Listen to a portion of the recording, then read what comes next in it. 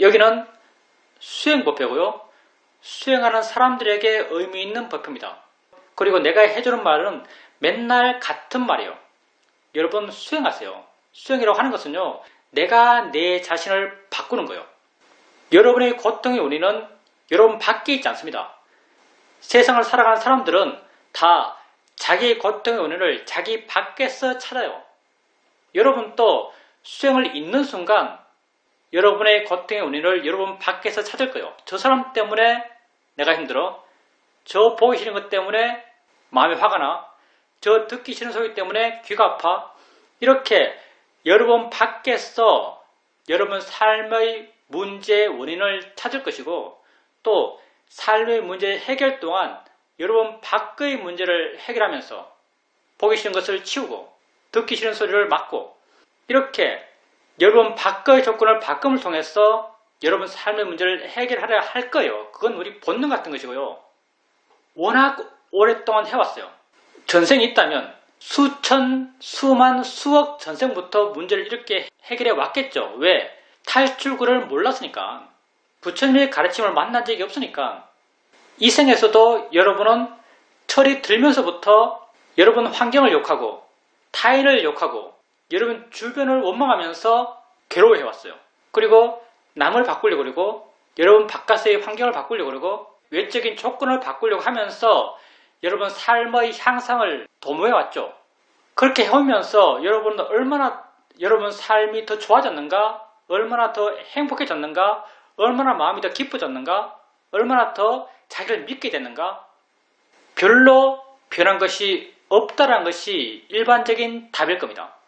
왜 우리는 우리 삶의 문제를 이렇게나 내가 소중하고 내 삶을 바르게 해가기 위한 노력을 한순간도 쉬지 않고 끊임없이 해왔는데도 불구하고 우리 삶은 여전히 이런 모양인가?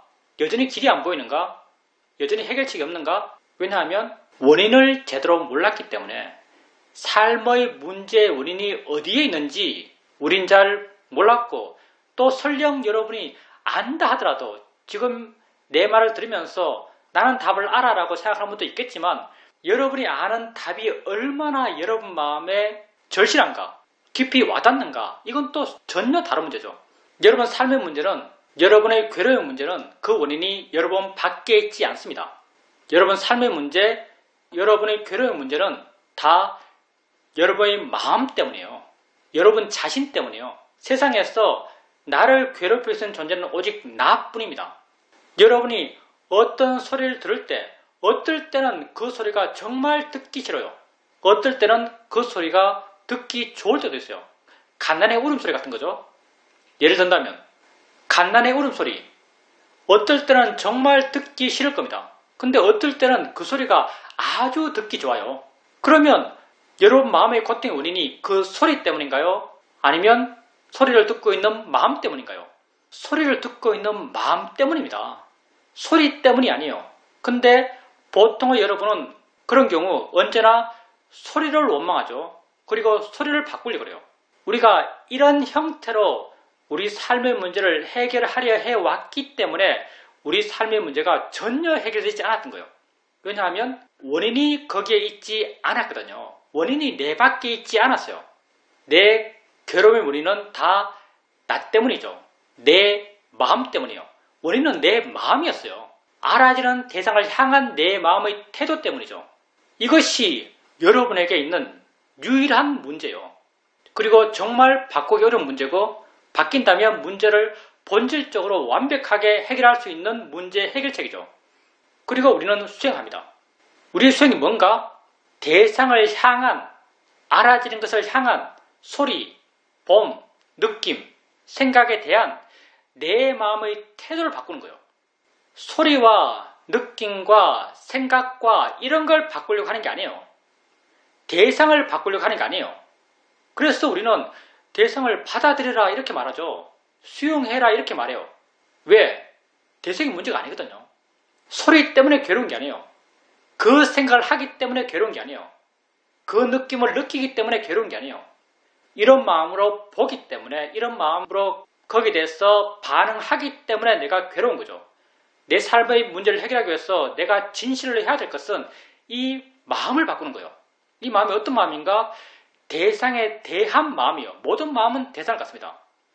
그냥 막연히 어디 있는지도 모르는 그런 마음이 아니에요. 대상에 대한 마음이요. 여러분이 왜 윗바사나 수행, 알아차림 명상을 하는가? 대상에 대한 마음을 바꾸기 위해서요. 어떻게 바꾸는가? 우선 대상을 알아요. 그게 대상에 대한 알아차림이죠. 느낌이 있으면 느낌이 또 알아요. 느낌이 알아지는 거잖아요. 소리 있으면 소리 있다고 알아요. 그 소리가 알아지는 거죠. 그리고 이 느낌과 이 소리에 대해서 마음을 바꾸려고 해요. 무엇으로? 바른 견해로. 바른 견해가 왜 바른 견해인가? 바른 견해가 있을 때 마음이 고통받지 않는 방향으로 바뀌기 때문에 그걸 우린 바른 견해라고 말합니다. 불교의 목적은 오직 하나예요. 고통의 줄어듦, 고통의 소멸. 불교는 다른 것에 아무런 관심이 없어요. 사실요. 불교의 가르침은 정말 폭이 굉장히 좁습니다. 붓다는 그렇게 폭넓은 분이 아니에요. 불교는 정말 폭이 좁은 가르침이죠. 불교가 다루는 세상은 뭐예요? 안입이 설신의 세상이요. 18개죠. 18개의 세상이 뭐죠? 내가 아는 세상이에요. 내 알미 미치는 세상입니다. 불교가 다루는 세상은요, 오직 내 알미 미치는 세상만 다뤄요. 얼마나 미시적이에요, 사실. 내 알미 미치지 않는 세상은요, 불교가 조금의 관심도 없습니다. 붓다는 조금의 관심도 없었어요. 내 알미 미치지 않는 세상. 왜 내 알미 미치지 않는 세상에 대해서 관심이 없는가? 내 알미 미치지 않는 세상에서는 고통이 생겨나지 않기 때문에 그래요. 여러분의 고통은 알물 통해 생겨납니다. 알아가면서 생겨나는 거예요. 여러분에게 알아지지 않는 것은 여러분을 고통스럽게 할 수 없습니다. 아들 때문에 괴로워요. 그렇게 말하겠죠. 아들 지금 내게 없어. 안 보여. 그런데 나는 아들 때문에 괴로워. 알지 못하는, 보이지 않고 들리지 않는 아들 때문에 괴롭지 않느냐라고 말하지만 그때 여러분의 괴로움은 아들 때문이 아니죠. 아들을 내용으로 한 생각 때문이에요. 아들과 아들을 내용으로 한 생각이 뭐가 다른가? 아주 근본적으로 다르죠. 아들은 그 상황 속에서 아들은 알아지지 않는 존재예요. 아들을 내용으로 한 생각은 알아지는 것이요. 알아지는 것만이 여러분을 고통스럽게 할 수 있습니다. 그리고 알아지는 것에 대해서는 여러분 마음의 태도가 존재해요. 반응이라고 할 수 있는. 모든 알아지는 것에 대해서는 여러분 마음의 태도가 있어요. 그리고 이런 마음의 자세, 마음의 태도 때문에 여러분은 고통받는 거예요. 화날 거라고 생각하니까 화가 나는 거예요. 받아들일만 하다고 생각하니까 받아들일 수 있는 거예요. 우리는 이 마음의 태도, 이 마음을 고통받지 않는 방향으로 바꿔가고자 해요. 뭘 통해서? 바른 견해를 통해서.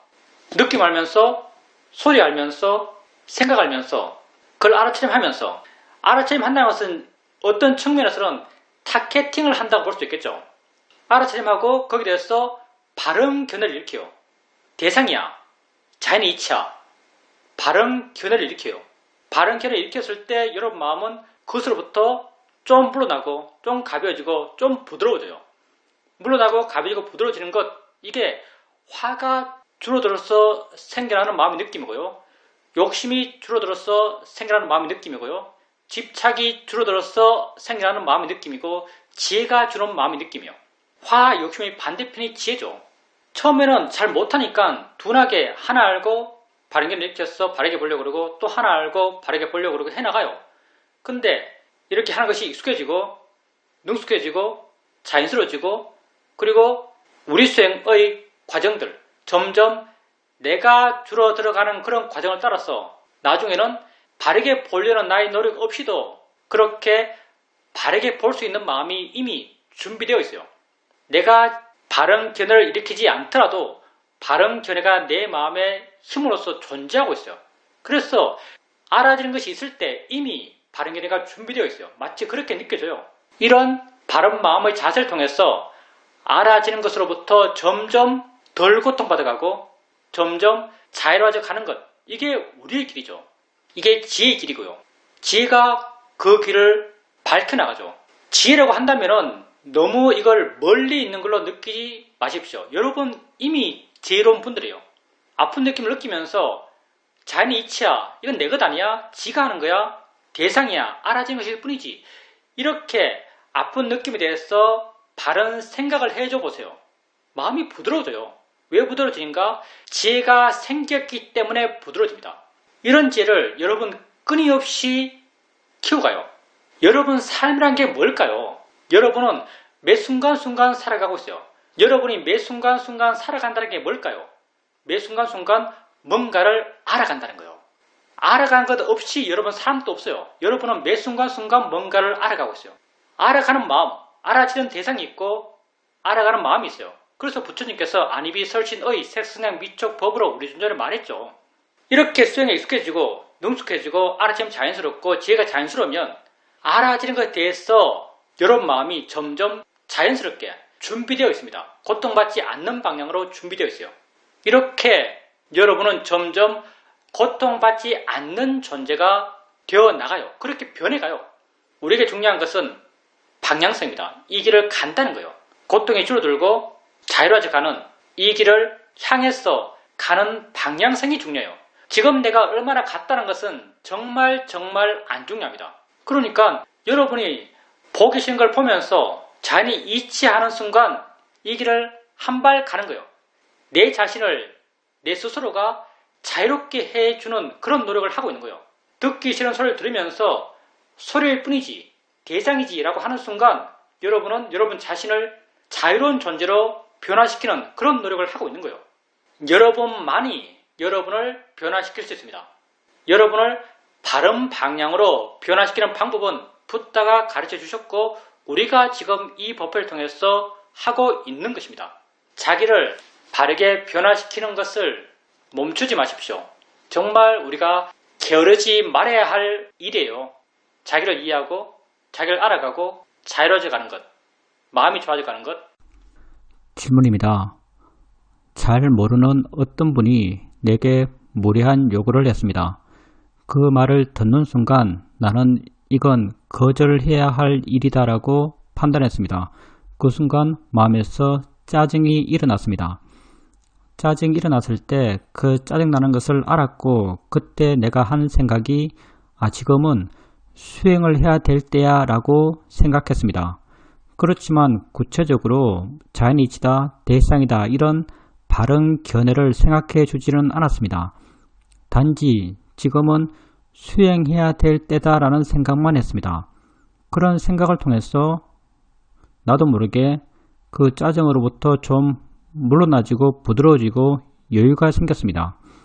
그러니까 거절할 것이 뻔한 그런 요구를 하는 그 사람에 대해서 안 됐다라는 그런 마음이 살짝 생겼습니다. 물론 그게 자비의 마음은 아니었습니다. 화의 마음의 다른 형태였던 것 같습니다.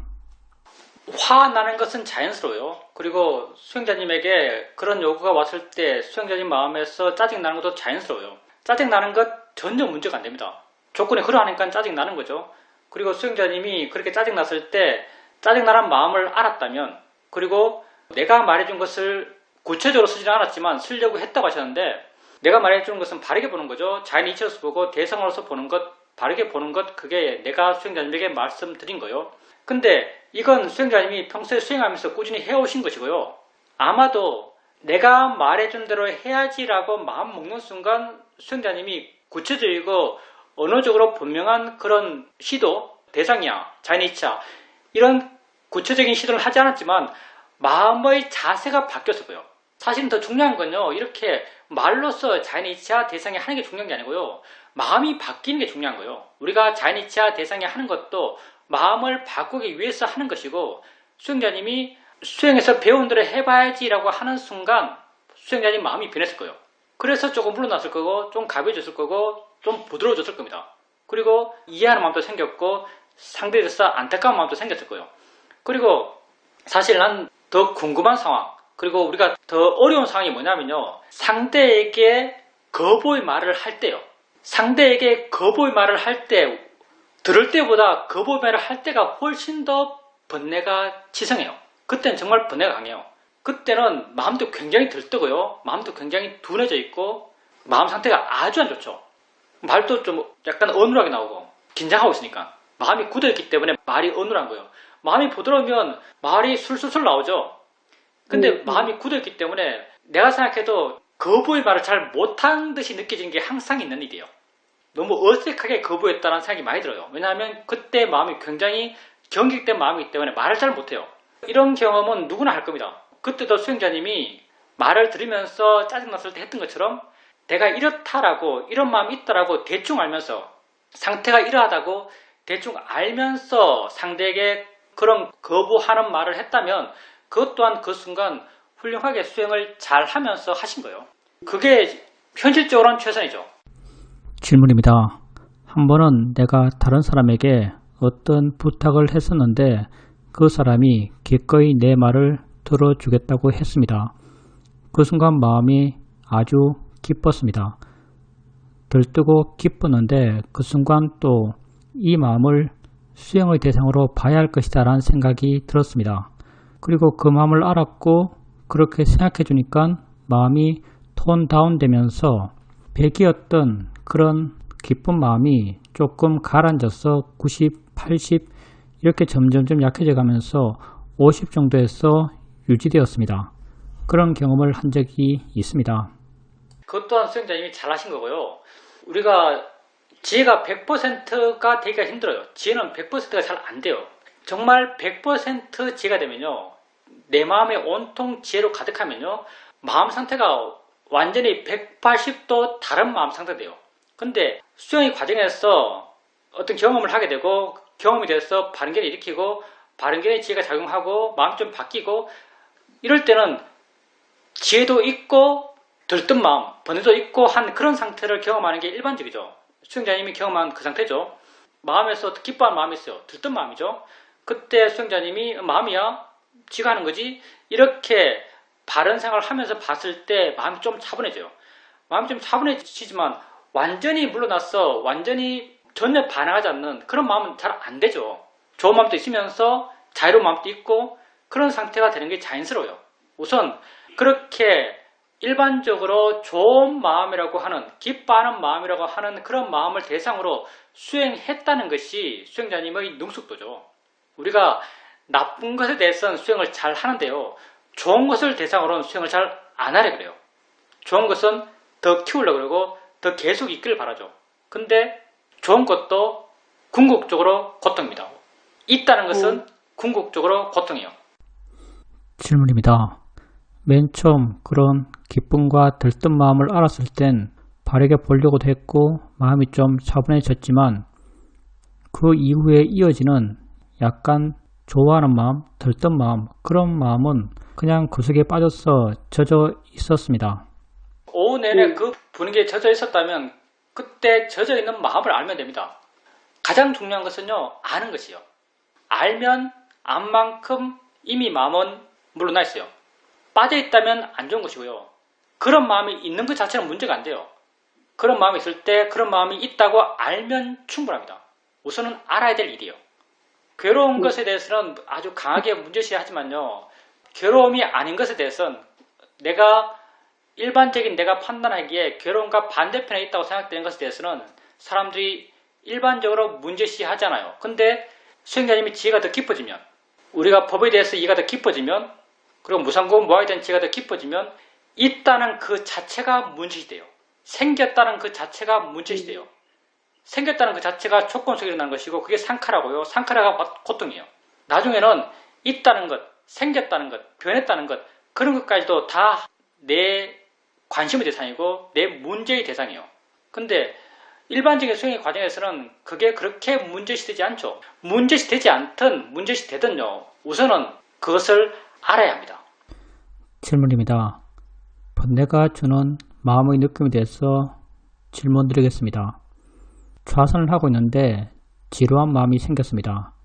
그래서 질문을 했습니다. 이 마음이 뭐지? 어떤 마음이지? 이렇게 질문했을 때 가슴에서 어떤 느낌이 있었습니다. 그 느낌이 나는 들뜬 느낌으로 느껴졌습니다. 이렇게 들뜬 느낌을 느꼈을 때 그때 내게 알아진 것은 이 들뜬 느낌과 화가 났을 때 화가 주는 마음의 느낌이 그렇게 다르지 않구나 라고 알아졌습니다. 그러니까 또 화가 무엇을 대상으로 내지 이런 마음이 생겼습니다. 그러니까 화는 지금 이 순간 현재를 싫어하는 마음이 화를 낸다고 그렇게 알아졌습니다. 다음날 경영을 하다가 어제 알았던 그 화가 주는 마음의 느낌에 대해서 생각하게 되었습니다. 그 순간 화의 마음이나 욕심의 마음이나 그 이름들이 다르지만 근본적으로는 다 같은 것이구나 라고 순간 이해가 되었습니다. 관념적으로는 이것저것 다른 이름을 붙이지만 근본적으로는 다 있다는 것, 있음 그 자체라고 이해되었습니다. 아는 마음이 우리가 안다고 이름 붙이지만 근본적으로 있다는 그 성질과 작용뿐이듯이 화나 욕심이나 다 그런 성질과 작용뿐이더라고 이해되었습니다. 그 순간 그런 이해는 분명했는데 또 얼마의 시간이 지나고 보니까 내가 이해한 게 맞나? 그게 통찰지가 맞나? 하는 의심이 살짝 생깁니다. 또 스님에게 질문 드리고 싶은 것은 가슴 앞에 있는 마음의 느낌에 대해서입니다. 마음의 느낌이 있나라고 확인하려고 하면 항상 가슴 앞에서 마음의 느낌이 느껴집니다. 화와 욕심이 주는 마음의 느낌인 것 같습니다. 내 나름 판단으로는 내게 화와 욕심이 제로일 때가 거의 없기 때문에 이런 마음의 느낌이 항상 있는 것이 아닌가라는 생각을 합니다. 수행자님이 말씀하신 그 마음이 가슴 앞에 있는데 법은 위치가 없다고 하는데 이렇게 가슴 앞에서 마음을 보게 되면 그건 법이 아닌 게 아닌가? 가슴 앞에서 보면 이건 바른 법이 아닌 게 아닌가? 이렇게 말씀하셨는데 물론 그렇게 의심할 수도 있겠죠. 우리가 완벽하게 법을 있는 그대로 이해할 수도 있고요. 관념이 섞여서 이해할 수도 있습니다. 관념이 섞여서 이해했다 해서 이해가 완전히 틀렸다고 볼 수도 없어요. 가슴 앞쪽에서 위치가 애매한 마음이라는 게 위치가 없잖아요. 위치가 애매하죠 사실요. 가슴 앞쪽에 있는 것처럼 느끼는 것은 크게 문제되지 않습니다. 가슴 앞쪽에서 뭘 아는 것은 우리의 본능 같은 거예요. 내가 생각하기에는 그게 우리에게 들어오는 거의 모든 정보가 시각적 정보이기 때문에 가슴 앞쪽에 있는 것처럼 우리가 관념화시키는 것 같아요. 시오미 사이도 같은 경우 돌아가신 시오미 사이도 같은 경우는요. 사람들에게 마음을 이해해라고 할 때 가슴 앞에서 있는 마음을 보라 그랬어요. 심지어 그렇게까지 말했습니다. 수행 초반기에 자기 의지를 수행할 때 수행하려고 하면서 수행할 때 보려고 하면서 볼 때는요. 다 가슴 앞쪽에 있는 것 같아요. 의지가 향하는 방향이 이 방향이에요. 내가 뭔가를 알려고 그러는데 등 뒤를 향해서 의지를 보낼 수 없잖아요. 등 뒤를 향해서 의지를 투사할 수 없어요. 사람들이 의지를 투사한다면요. 다 전방을 향해 의지를 투사해요. 그래서 관념화가 전방에서 일어나고 안다는 걸 이해하려 할 때 그 아는 마음이 꼭 앞에 있는 것 같고 화를 보려고 해도 화가 꼭 앞에 있는 것 같아요. 항상 전방으로만 의지를 투사하는데 우리가 아주 익숙하기 때문에 앞에 있는 걸로 관념을 시켜내요. 그리고 앞에 있는 걸로 관념화 시켰다 해서 그게 실제 하는 법이 아니다라고 말할 수 없어요. 그러니까 앞에 있는 걸로 알아서 문제가 아닌가라고 말씀하신 것은 문제시할 필요 없습니다. 그건 별 문제가 안 되고요. 그리고 수행자님 먼저 하신 말씀들 욕심과 화가 에너지고 보니까 에너지로서 똑같네, 있다는 걸 똑같네 이렇게 말씀하셨어요. 이해란 것도 수준이 있는 거죠. 만약에 욕심의 마음과 화의 마음이 같다고 한다면요. 이거는 굉장히 좀 깊은 수준에서 이야기고요. 성질로서는 같을 수 있어요. 있음으로써, 성질로서, 진행으로서, 존재로서, 법으로서 같을 수 있죠. 근데 관념적으로 그 에너지를 설명할 때 설명되는 내용은 전혀 다르죠. 화도 욕심도 대상을 향해서 일어나요. 화와 욕심이 왜 구분되었는가? 화는 대상을 밀어내는 마음이에요.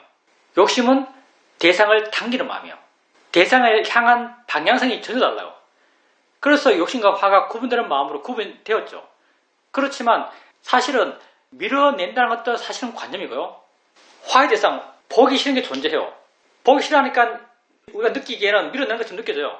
피하고 싶어 하는 마음이죠. 그래서 밀어낸다 그래요. 내 느낌상 밀어내는 것처럼 느껴져요. 보고 싶은 게 존재해요. 그럼 더 자세히 보려고 그래요. 다가를 같이 느껴져요. 이게 그 마음에 대한 우리의 관념적 해석이고요. 관념적으로 그렇게 해석하니까 우리에게 그런 것처럼 느껴져요. 따뜻한 걸로 생각하면 정말 따뜻하게 느껴지거든요. 우리 관념이란 그래요. 싫어하니까 머리를 싶으니까 밀어낸 것 같아요. 좋아하니까 자세히 보고 싶으니까 가까이 가는 것 같아요. 근데 우리가 법과 연기를 살짝 이해하고 있잖아요. 대상과 마음, 보여지는 게 있어요. 마음은 이걸 보기 싫어요. 근데 보이는 게 존재해요. 그러면 보여진 것과 함께 반응하는 마음이 존재해요. 화의 마음을 할 수 있겠죠. 화의 마음이 진짜 이걸 밀겠어요? 아니면 이게 함께 일어나 존재하겠어요? 함께 일어나 존재하는 거죠. 실제 법의 이치에서 보면요. 그냥 함께 일어나 존재해요. 욕심과도 마찬가지죠. 보여지는 대상이 존재해요. 그리고 이걸 욕심 마음이 욕심내고 있어요. 욕심 마음이 정말 이게 다 가겠어요? 그냥 함께 일어나 존재하는 거죠. 둘 다 함께 일어나 존재해요. 함께 일어나 존재한다는 그 법의 일반적 특성에서 둘 다 벗어날 수가 없어요. 수행자님이 만약에 이렇게 정말 다 대성과 함께 일어나 존재하는구나 라고 이해했다면 겉으로 드러난 어떤 관념적인 느낌, 화는 밀어내고 욕심은 다가가는 관념적인 해석을 뛰어넘는 그런 그것들의 실제 존재하는 방식에 대한 이해를 한 거죠. 실제 있는 것에 대해서 이해한 거죠. 그래서 이런 예를 충분히 통찰지라고 말할 수 있죠. 법에 대해서 이해한 거죠. 근데 우리 지혜란 게 실제 하는 법에 대한 지혜란 게요. 그때 그 순간 명확해요. 왜냐하면 그때 그 순간 내가 이해했으니까. 근데 지혜도 무상한 것이고 지혜도 시간이 지나면 애매해져요. 나중에는 그게 맞나? 왜? 지금 내게 그런 지혜가 없으니까. 지금 내게 그런 지혜가 없기 때문에 왜 내게 지금 그런 지혜가 없는가 하면요. 그 지혜가 수행자님에게 아직 성숙되지 않았기 때문에. 지혜가 정말 성숙되었다면요. 언제 어디서든 확인하려고 하면 확인되는 지혜예요. 근데 지혜가 아직 성숙되지 않았기 때문에 그때는 그런 지혜가 있었지만 지금은 그런 지혜가 없어요. 당연히 그런 지혜가 없는 이 순간 그런 지혜가 있었던 그때 상황을 이해하지 못해요.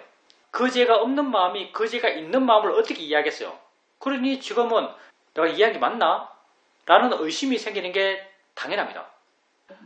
수행자님에게 가슴에 그 느낌이 늘 있어요. 볼 때마다 늘 있어요. 볼륨은 항상 있다고요? 볼륨은 항상 있다는 것은 수행자님 마음에 걱정이나 화가 항상 있단 말인데요. 우리에게 욕심이 항상 있는 것은 자연스러워요. 왜? 욕계의 존재니까. 날 위하려고 그러죠. 그래서 우리에게 욕심이 있는 건 자연스럽고 욕심이 항상 있다라고 한다면 그건 별로 나쁜 건 아닌 것 같아요. 다 그러니까. 근데 화가 항상 있다 그러면요. 이건 문제가 되죠. 화가 항상 있으면요. 수행자님 마음에 병이 됩니다. 불만족스러운 삶의 내용이 언제나 있는 거예요. 가슴의 에너지는 우리가 화났을 때 가슴에 뭉친 느낌을 느끼잖아요. 화 아주 심하게 났을 때 가슴에 뭉친 느낌을 느껴요. 수행자님이 말한 게 이런 뭉친 느낌이 아닐까 생각하는데요. 이런 뭉친 느낌은 화가 있기 때문에 화가 만들어내는 몸의 느낌이에요. 근데 이런 화가 좀 강해야 돼요. 굉장히 뿌리 깊어야 돼요. 근데 내가 우발적으로 한번 화 강하게 났어 그런 느낌을 느끼는 것 이건 정상적이죠. 다 그러니까. 근데 수행자님 말씀처럼이라면 느낌이 있는가 확인해보면 항상 있다 그래요. 그러면 그런 강한 화는 여러 종류가 많아요. 강한 불안, 강한 슬픔, 강한 불만족 그런 종류의 마음이 항상 있다는 거죠. 이런 종류의 마음이 항상 있다면 이건 좀 어떤 측면에서 심각하죠. 다른 사람에게 당신 걱정 없어요 라면 누구나 다 걱정이 있다고 말을 해요. 근데 사람들이 자기가 하고 있는 걱정, 자기 삶에서의 문제를 가슴에 화의 느낌을 느낄 만큼 지속적으로 느낄 만큼 심각하지가 않아요. 그 걱정을 할 때는 그게 심각할 수 있겠죠. 근데 그 걱정을 하지 않을 때는 잊어버리고 살아요. 비유를 잘 못 드니까 우선 생각나는 게 화의 느낌, 화가 주는 가슴에서 뭉친 느낌을 느끼려면 예를 들어서 학교 다닐 때 생각해보면 내일 시험 친다 오늘 공부를 하나도 안 했어요. 저녁이 됐어요. 그러면 그런 느낌이 계속 있어요. 왜? 걱정을 계속 하니까. 이 정도 스트레스를 받아야 생기는 마음 느낌이요.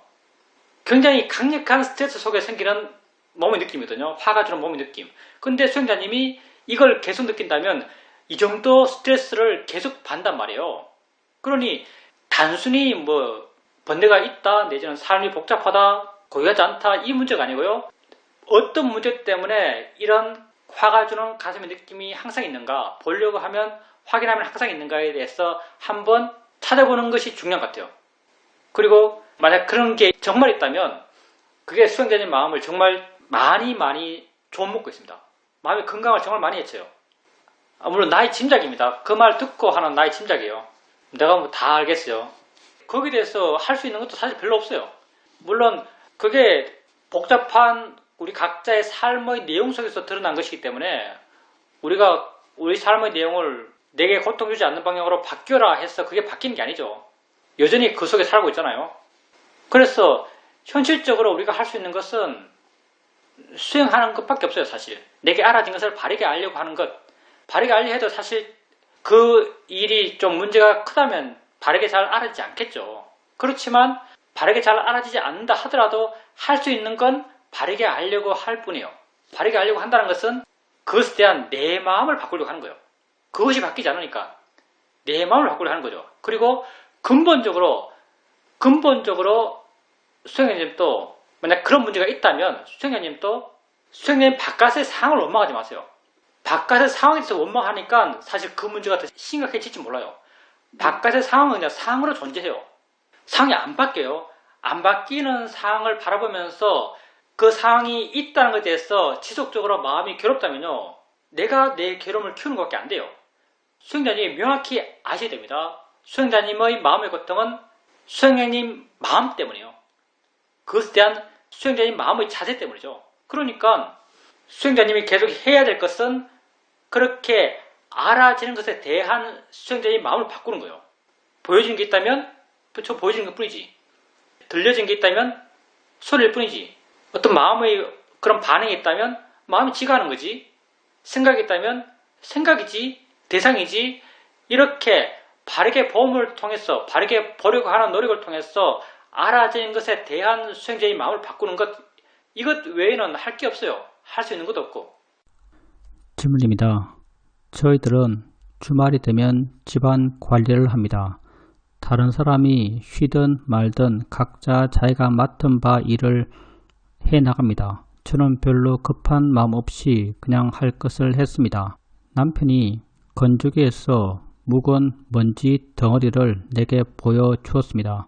저는 화의 마음 없이 그걸 그냥 봤습니다. 그때 든 생각이 보여주면 그냥 보면 되지라는 이런 생각이 들었습니다. 그리고 저는 여러가지 빨래를 다 다려서 접어서 끝냈습니다. 그때 남편이 자기 바지도 다려 달라고 가져왔습니다. 저는 그냥 듣고 있었습니다. 그랬더니 남편이 이건 아닌 모양이다라고 스스로 판단했던지 다리미판을 꺼내서 스스로 다렸습니다. 그때 느낀 것이 뭔가 자연스럽고 부드럽다고 느껴졌습니다. 설령 마주쳐 부딪히더라도 부드럽게 지나간다, 살아가는 것이 좀 조화롭다, 이런 생각이 들었습니다. 우리가 수행을 통해서 끊임없이 해나가는 것이 그거니까요. 수행한다는 게 별것 없죠. 수행한다는 게 알아진 것을 바르게 하려고 하는 것, 이게 우리 수행하는 것이요. 그리고 그런 것이 수년 동안, 10년 동안 반복해 왔어요. 우리가 10년 동안 한 건 하나밖에 없어요. 알아진 것을 바르게 하려고 하는 것, 이것 하나만 해왔어요. 10년 동안 해왔는데요. 물론 우리가 꾸준히 한 번도 안 쉬고 한 건 아니겠지만 10년 동안 수행한다고 하면은 이걸 해왔어요. 그러니 이런 마음의 태도, 마음의 자세가 우리 마음에 뿌리 깊게 박히는 것은 너무나 자연스럽죠. 그런 마음이 되어왔어요. 우리가. 그런 방향으로 마음이 변해왔고 알아진 것에 대해서 별로 반항하지 않는, 대수롭지 않는, 자유로워지는 그런 마음을 키워온 거죠. 그게 삶의 내용에서도 자연스럽게 드러나는 거죠. 남편이 건조기에서 묵은 먼지를 꺼내서 보여주는 것은요, 건조기가 수행자님 담당 같은데 청소에 똑바로 안 해 이거잖아요. 똑바로 안 치워. 보여주는 마음은 물론 장난할 수 있습니다. 근데 보여주는 마음이 화일 수도 있어요. 남편이 화를 내면 그건 남편의 문제죠. 남편은 왜 뭔지 그걸 보여주는가? 보살님도 화내라고 보여주는 거예요. 화내는 마음은 남도 화내게 하고 싶어요. 보살님은 어떻게 화내는가? 보살님은 먼지가 보기 싫어서 화내는 게 아니고 남편이 싫어서 화를 내겠죠. 그때는요. 그게 대수라고 보여주냐 이런 거죠. 근데 보살님에게 그 모든 상황은요 다 알아지는 거예요. 남편도 알아지고 뭔지도 알아지고 보살님이 청소를 했니 안 했니 그것도 알아지는 것이고 모든 상황은 알아지는 거예요. 알아진 것에 대해서 대수롭지 않게 되는 마음은 우리가 10년 동안 개발해온 마음이에요. 처음에는 의도적으로 자연의 이치다 대상이다 하면서 그 마음을 깨웠지만 나중에는 그럴 필요도 없이 아는 순간 그 마음이 되어가는 그런 상태로 조금씩 변해왔어요. 그러니 남편이 그렇게 보여줘도 덤덤하죠. 그래 하고 수행자님이 할 걸 해요. 다림질도 마찬가지죠. 다림질도 수행자님이 할 것 하고 남편이 내 거도 다려줘라고 했다가 자기가 머쓱하니까 자기 걸 다려요. 물론 수행자님이 다려줄 수 있어요. 사실은 상황의 전개가 그렇게 되어서 그런데 수행자님이 마음이 좋으면 남편이 다려줘 그러면 다려줘도 돼요. 마음이 좋다면 다려줄 수 있습니다. 마음이 좋은 사람은 언제나 손해를 봐요. 제3자의 시각에서는 언제나 손해를 봐요. 마음이 좋은 사람은 기꺼이 해줘요. 해줘도 해준다는 생각이 없죠. 근데 남편이 스스로 머쓱해서 스스로 판단했겠죠. 이게 맡길 게 아닌데 라고 스스로 알기 때문에 그렇게 행위를 바뀌었을 거예요. 또 남편이 마음을 바꿔서 자기가 다리면 또 다리는 거죠. 그러면 그런갑다 하고 수행자님은 또 수행자님 할 걸 해요. 내가 다리줘야 되지 않나? 이런 마음을 뭐라 그래요? 자책이면 자책. 그런 마음도 없어요. 왜? 그런 마음도 번뇌거든요. 그냥 그렇게 자연스러운 거예요. 그런 자연스러운 삶과 함께 자연스러운 마음의 진행이 있는 거죠. 그런 마음들을 우리가 10년 이상 이 수행을 하면서 키워왔던 마음들이에요. 수행에 능숙해지면 능숙해질수록요, 삶도 조화롭습니다. 수행을 잘한다 해서, 수행을 열심히 한다 해서 삶이 멋들었다면 그 사람은 결코 수행을 잘하는 사람이 아니에요. 왜냐하면 수행이란 것이 삶이거든요. 삶이 뭔가를 알아가는 것이 삶이에요. 뭔가를 더 부드럽게 알아가는 것, 이게 수행의 진보예요. 여러분이 수행해 나가면서 자연의 이치야, 대상이야 라고 하면 알아지는 것에 대해서 마음이 부드러워져요. 우리는 그걸 물러나는 걸로, 가벼워지는 걸로, 자유해지는 걸로 표현하지만 또 다른 표현으로 부드러워진다고 표현할 수도 있어요. 알아지는 것에 부드러워지는 마음. 당연히 삶도 부드러워지죠. 왜? 알아지는 것을 알아가는 것이 우리 삶인데요.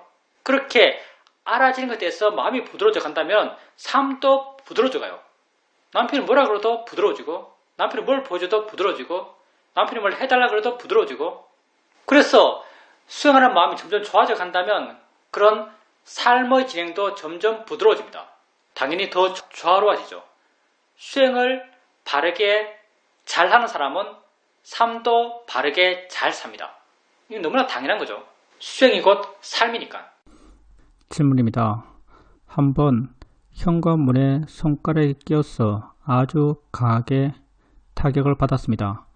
그 순간 악 소리가 나올 정도로 굉장히 강한 고통의 느낌이 있었습니다. 근데 그 순간 아주 고통스러웠지만 그 뒤에 그 고통스러운 느낌이 여전히 있었지만 별로 대수롭지 않게 신경 쓰지 않으면서 화내지 않으면서 그렇게 지낼 수 있었습니다. 계속 고통받으면서 화내면서 지낼 수도 있었을 것 같은데 전혀 그렇지 않았습니다.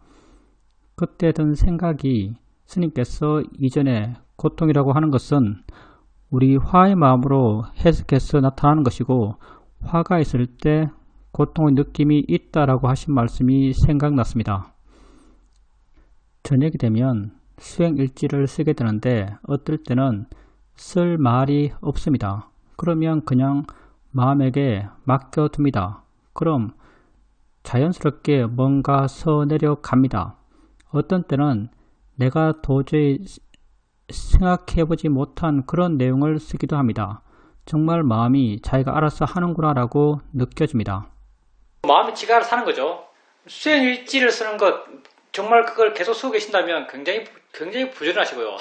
수행일지를 통해서도 제한적이나마 자기 수행의 삶의 상태를 조금 수행 방향으로 통제하는 데도 도움이 될 것 같아요. 나도 미얀마에 있을 때 수행일지를 좀 썼었는데 부지런하지 않아서 그런지 모르겠지만 나중에는 안 썼어요. 내가 안 쓴 이유가 하나는 너무 수행을 잘하는 걸로 쓰더라고요. 너무 수행을 잘하는 걸로 쓰고 있어요. 글 속에서 너무 내 상태를 과장하는 느낌이 들어서 이건 아니다 싶어서 그만뒀어요. 어찌되었든 수행자님은 일상의 삶 속에서 수행하고 계시고 일상 삶 속에서 특별한 자극이 없어요. 수행자님 스스로가 내면적으로 수행적 자극을 일으켜줘야 돼요. 옳은 방향으로 가기 위한 그런 노력을 통해서 자기 안에서 그런 선한 자극들을 일으켜줘야 되는 것이고, 이렇게 자기 안에서 선한 자극들을 일으키는 것 가운데 하나가 수행자님이 하고 있는 것처럼 수행 일지를 쓰는 것, 그것도 하나의 방법이 될 것 같습니다. 꾸준히 그렇게 할 수 있다면 수행에서 큰 도움이 될 거예요. 그리고 수행 일지 쓸 때 나는 별 생각이 없지만 마음은 지가 알아서 써요. 언어가 사실 인위적인 것이고 관념적인 것이고 내 의지와 부합된 것인데, 이게 워낙 우리에게 자연스러워졌기 때문에 내가 크게 생각하고 의도하지 않더라도 그냥 쭉 나오는 그런 상황이 되는 것 같아요. 말도 그렇잖아요. 말할 때 이 말 해야지 저 말 해야지 하고 그렇게 고민하고 준비하지 않죠. 그냥 주제가 정해지면 쭉 나오고 나오면서 맞추고 논리를 따져가고, 내가 의도적으로 논리를 따지지 않더라도 말 가운데서 이게 맞춰져 가죠. 그러니 분명히 수행을 해나가다 보면 알게 돼요. 언어란 것은 관념이고 관념은 나와 연관되어 있어요. 나의 의지와 연관되어 있어요. 내가 의지를 내니까 그런 관념이 만들어졌어요. 아는 마음이 아는 걸로 이해하려고 하니까 그게 아는 마음으로 내가 이해가 되는 거예요. 보는 마음 또한 보는 걸로 이해하려 하니까 그게 보는 마음으로 내게 이해가 돼요. 근데 내 의지가 없으면 본다, 안다도 사라지고 그 있음, 진행, 작용만 존재해요. 법이 좀 더 있는 그대로 드러나게 되죠. 내가 줄어들게 되면. 그래서 우리의 수행 방향인 것이 점점 내가 줄어들어가는 그런 방향으로 우리는 수행을 해 나가게 되고, 그렇게 나가면서 점점 법에 있는 그대로에 좀 더 접근해 나가게 되는 것이죠. 근데 나란 것과 이 관념이라는 것이, 언어라는 것이 워낙 밀착되어 있으니까 아마도 그런 것 같습니다. 별로 의식하지 않는데도 말이 나오고 그냥 손이나 것도 워낙 글을 많이 쓰다 보니까 내가 이렇게 써야지라고 의지를 일으키지 않더라도 작은 의지로서 그게 자연스럽게 진행되어 나가는 것 같아요. 그렇게 작은 의지로서 말이 이어져가고 손이 움직이고 하는 것들도 조금 불러서 객관적으로 보게 되면 굉장히 신기하고 재밌는 거예요. 우리에게 생겨나는 모든 것은 신기하고 재밌어요. 눈 뜨면 본다는 것, 소리 있으면 듣는다는 것, 닿으면 느낀다는 것, 생각할 걸 생각한다는 것, 이런 우리에게 일어나는 모든 것은 신기하고 재밌어요. 수행자님께서 그런 수행 일지를 쓰는 자기의 삶의 체험을 보면서 재밌다, 신기하다고 생각하신다면 그것 또한 지혜의 마음이 있기 때문입니다. 그리고 현관에 손이 끼었어요. 현관에 손이 끼었을 때 아픈 것, 사실 이게 우리 삶의 가장 근본적인 문제죠. 뭐냐면 마음이 조건에 대해서 저절로 반응한다는 것. 이 상황에서 왜 괴로운 마음이 생기지? 이 상황에서는 괴로운 마음이 생길 수밖에 없는가? 이럴 수밖에 없는가? 마음이란 것은? 근데 사실 이럴 수밖에 없어요. 왜? 그와 관련된 우리의 업이 정말 두껍거든요. 문에 손이 끼면 아파요. 그 아픔도 굉장히 강하죠. 아픔이 굉장히 강하다는 것은 화가 굉장히 강하단 말이에요. 그때 나는 화낸다고 느껴지지도 않아요. 그냥 그 경험에서 화의 마음이 저절로 일어나서 그 경험을 고통이라고 이름 짓고 괴로워해요. 이런 구조의 삶을 살거든요. 이게 우리의 한계 같은 거죠. 우리 조건의 굴레 같은 거예요. 이 속에서 우리는 살아가고 있고 이 굴레를 아직도 우리는 못 벗고 있어요. 이럴 수밖에 없는가? 이게 우리가 우리 자신에서 가지고 있는 가장 뿌리 깊은 문제의식이죠. 보통 사람에게 이건 너무나 당연한 것이지만 지혜 있는 사람에겐 이건 정말 큰 문제예요. 이 상황에서는 이럴 수밖에 없는가? 그래서 보통 사람에게 큰 문제가 지혜 있는 사람에게 아무 문제가 아니고, 보통 사람에게 아무 문제 아닌 것이 지혜 있는 사람에게 아주 큰 문제라는 거죠. 정말 자기 자신에 대해서 문제의식이 있다면은 이런 거에서 우리는 문제를 느낍니다. 이럴 수밖에 없는가? 그리고 그 경험이 끝나고 난 뒤에는 수행자님의 의지가 작용해요. 느낌이 있고, 느낌이 고통이고, 고통을 수행적으로 보려고 그러고, 봐왔던 그런 마음의 태도가 익숙하고, 그렇게 볼 수 있게 되고, 그 봄을 통해서 그 느낌에 대해서 마음이 좀 여유로워지고, 마음이 물러나게 되고, 그렇게 의식하지 않게 되고, 별로 싫어하지 않게 되니까, 고통도 그렇게 심하게 고통이라고 느껴지지 않아요. 그렇지만, 고통이라고 알아지고 있다면 여전히 화는 있는 거예요. 화가 그걸 고통이라고 하는 거죠. 그것 자체가 고통이 아니에요. 일어나는 모든 것은 근본적으로 가치 중립적이에요. 내가 어떤 시각으로 보기 때문에 그것의 가치가 정해져요. 화로 보기 때문에 고통이 되는 것이고, 만약에 동일한 느낌이라 하더라도 그걸 내가 좋아하고 욕망한다면요, 동일한 느낌이라 하더라도 난 그걸 쾌감으로 알아요. 세상에 그런 사람이 있을지는 잘 모르겠지만, 만약에 어떤 사람이 문에 손가락이 끼어서 받는 충격, 그때의 느낌을 누군가 좋아하는 사람이 있다면 그 느낌을 쾌감으로 느낄 수 있습니다. 물론 그런 사람이 있을지 모르겠어요. 왜냐하면 우리가 다 비슷한 문화권에서, 그리고 자기의 몸을 유지하고 보호하는 본능을 갖고 있기 때문에 자기 몸을 해치는 것, 자기 몸에 해가 되는 그런 외적 자극, 그것을 거부하는 데 익숙하죠. 만약에 그것을 거부하지 않고 그것을 반기는, 욕심으로서 반기는 사람이 있다면, 그런 종이 있다면 금방 멸종할 거예요. 그래서 아마도 인간 가운데서 그런 걸 반기는 사람, 그런 느낌을 좋아했던 사람들은 벌써 죽었겠죠.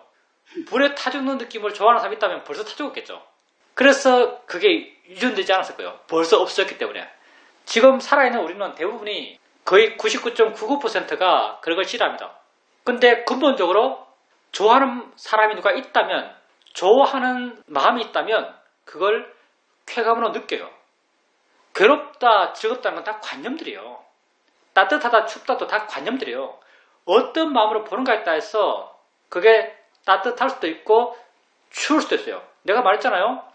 군대 있을 때 영하 15도에서 야외 겨울에서 목욕을 하고, 영하 15도 갈대밭에 던져둔 수건을 짚고, 그 수건을 몸에 대는 순간 그 수건이 뜨거웠어요.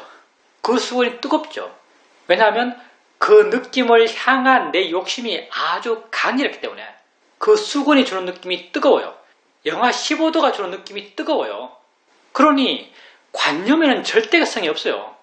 괴로움과 즐거움도 절대성이 없어요. 다 마음이 하는 일이에요. 물론 그런 마음의 조건이 우리 삶의 경험, 교육, 문화 속에서 어느 정도 좀 특정화되어 있기는 하죠. 그렇지만 그 자체는 절대성이 없어요. 그리고 우리는 그런 마음을 바꾸고 가고자 해요. 고통받지 않는 방향으로 마음을 바꾸고 가고자 하고, 고통받지 않는 마음의 방향이 어딘지 알아요. 그게 바로 우백가의 방향이죠. 그게 바로 평온의 방향이에요. 결의가 바를 때 그런 고통받지 않는 마음의 방향으로 우리는 변해갑니다. 그래서 바르게 보려고 그러고 바른견을 일으키라고 말하는 거예요. 수행자님 마음에 그럼 바른견의 마음의 힘이 좋기 때문에 크게 고통받지 않았을 겁니다. 질문입니다. 코로나 사태가 조금 진정되니까 외출할 일도 많아지고 전화할 일도 많아집니다. 코로나 때 집에 가만히 있으면서 조용히 지내는 것이 뭔가 마음에 익숙해진 것 같습니다. 저는 한번 외출하고 돌아오면 아주 피곤해합니다. 이전에는 그렇지 않았는데 지금은 정말 피곤합니다. 그리고 전화할 일도 많은데 전화를 주로 듣기만 하고 조금 말하면서 전화하면 그렇지 않을 것도 같은데, 제 같은 경우 전화를 할 때 상대의 말에 함께 동조해서 많은 말을 하는 스타일입니다. 그래서 전화를 끝내고 나면 뭔가 마음이 아주 피곤합니다. 이 피곤함이 어느 정도인가 하면 수행하는 것이 힘들 정도로 피곤합니다. 내가 하는 활동 가운데 가장 에너지를 안 쓰는 것이 수행인 것 같은데, 수행하지 못할 정도로 피곤하다면 이건 상당한 문제가 아닌가 생각합니다.